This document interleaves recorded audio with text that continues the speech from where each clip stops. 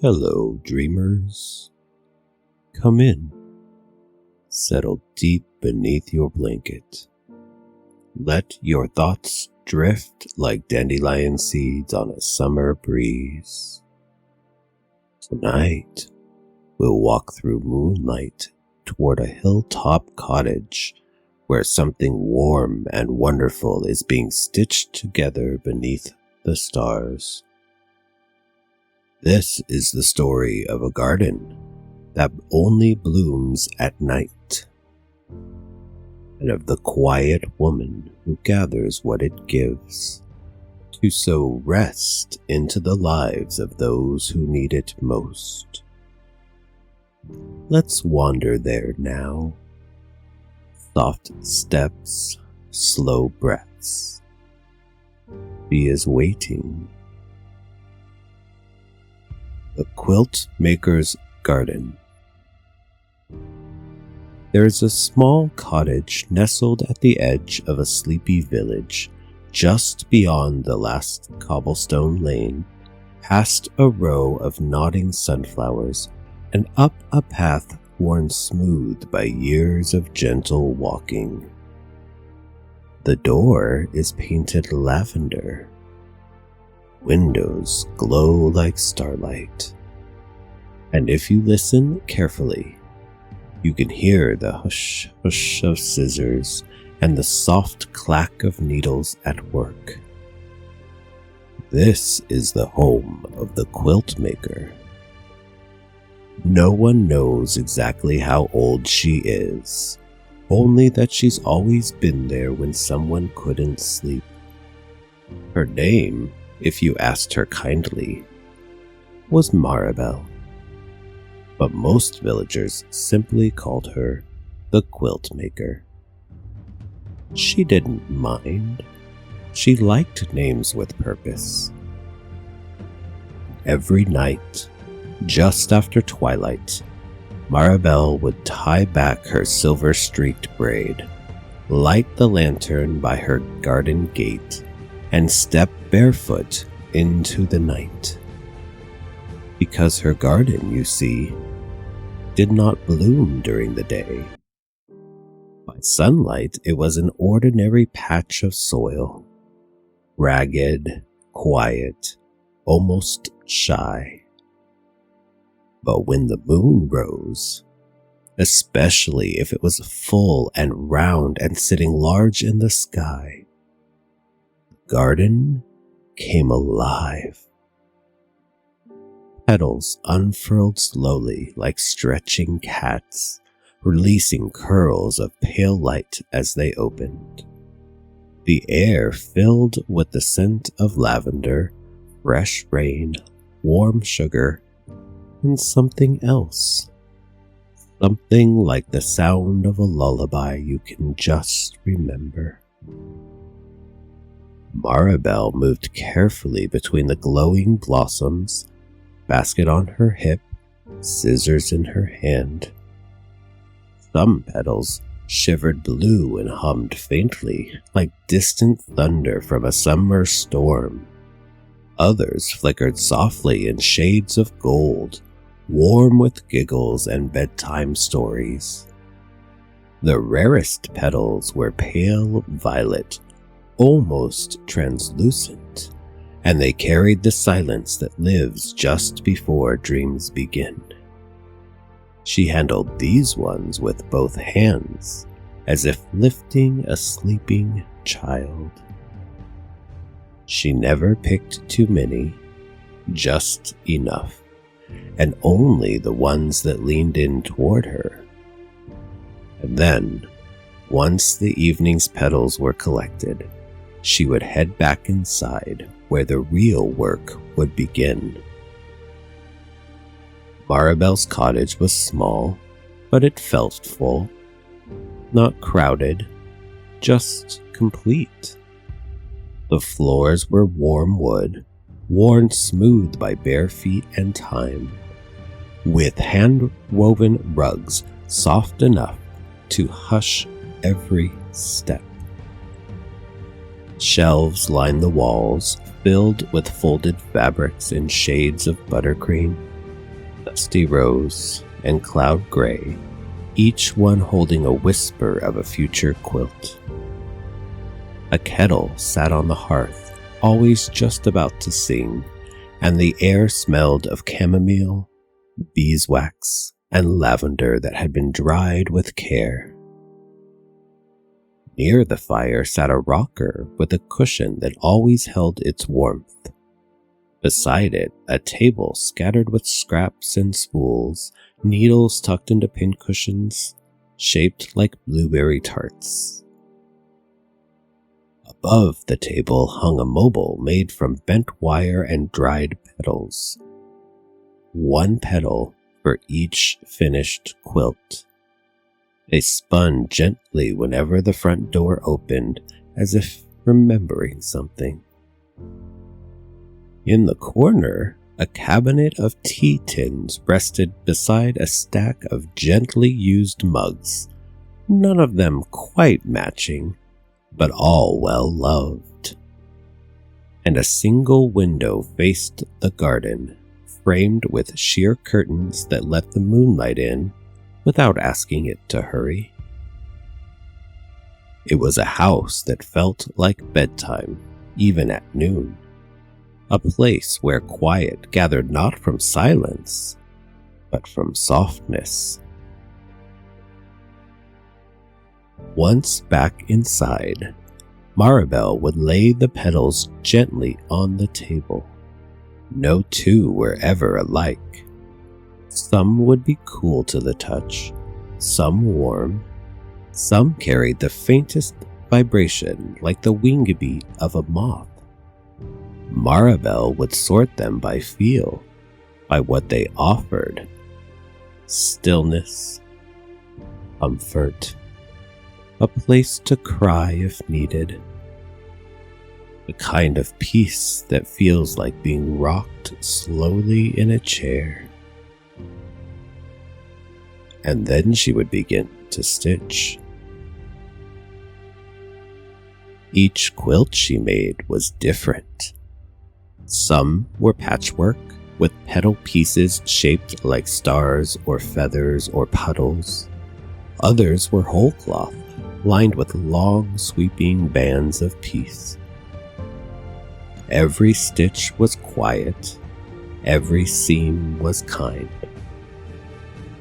When the last thread was tied off, Maribel would fold the quilt gently, place it into a basket lined with fresh linen, and set it by her front door just before sunrise.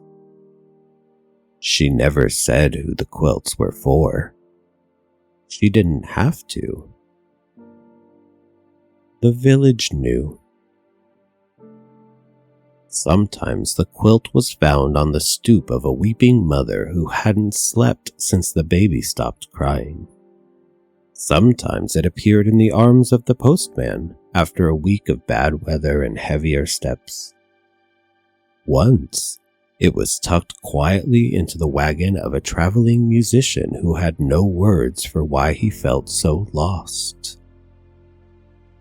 Whoever needed the quilt received it.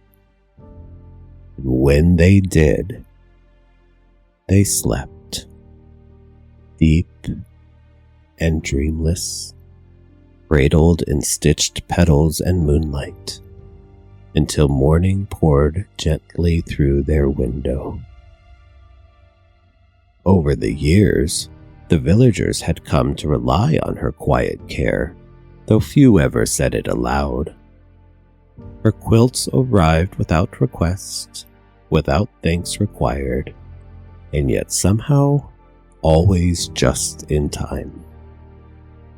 It was easy to forget how extraordinary it was, this unspoken service stitched night after night. Like breath or sunrise, her kindness had become part of the rhythm of the town. Until one night, the garden didn't bloom. The moon came, full and round. Maribel lit her lantern, stepped barefoot onto the path, and nothing. The soil stayed still. The blossoms stayed curled. The garden was quiet, but not the good kind of quiet. It was the kind that makes you feel like something has gone missing, and you don't know what it was until you can't feel it anymore. Maribel stood for a long time at the gate, the basket empty by her side.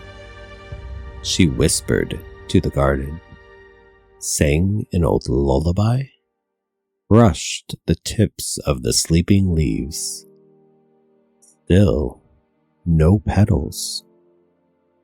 She went inside, folded her hands in her lap, and for the first time in a long time, she did not sew. That night, a young boy tossed in his bed, his thoughts too loud for sleep. Near the bakery, an elderly man sat by his window, missing someone he hadn't named aloud in years. 3 doors down, a teacher rubbed her eyes in the candlelight, too tired to finish grading, too wired to rest. The village stirred, not badly, but uneasily. Sleep didn't come the way it usually did. The next day, just before dusk, Maribel walked slowly through the village. She didn't say much, only nodded, only listened. A kind word here, a gentle hand on someone's back there. A small smile that made a child forget why they were upset. She brought a jar of honey to the baker. She helped the librarian fix a crooked shelf. She left a folded scarf on the bench beside the fountain. When she returned home, the sun had just slipped behind the trees, and in the soft quiet of twilight, the garden bloomed. Not with the same brightness, not all at once, but one petal open, then another, then 3 more in a cluster of quiet light. They were different this time, less perfect, blotchier.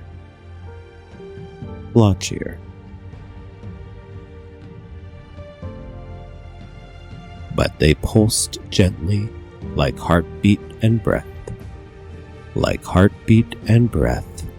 and when Maribel lifted them, they gave off a warmth that didn't come from moonlight. It came from people, from kindness, shared hands, soft presence. She stitched that night with a new rhythm. The quilt was crooked in places, and the thread tangled once or twice, but it was soft and warm, and when she laid it by the door before sunrise, she knew exactly where it would end up. The boy woke that morning without remembering the nightmare. The old man dreamed of a winding path through tall grass and the warm hand in his that he hadn't felt in years. The teacher didn't finish her papers, but she smiled when she closed her eyes and slept through the night for the first time in weeks. From then on, the garden didn't always bloom. Sometimes it slept. Sometimes it needed time. But Maribel had learned something new. Sometimes when the petals won't appear, you gather what you can from the people around you. The quiet hum of shared peace, the soft light that passes from one heart to another even when no one notices. The joy felt by being part of a community. She still stitched every night, still barefoot, still singing. Only now, the quilts weren't made with petals alone. They were made with presence and patience and the smallest pieces of being kind when no one is looking. So, if you ever find, folded gently at the foot of your bed, a quilt that smells like moonlight and tea and a soft hush, know that someone, somewhere, thought you might need a little extra rest tonight. And you do. So close your eyes.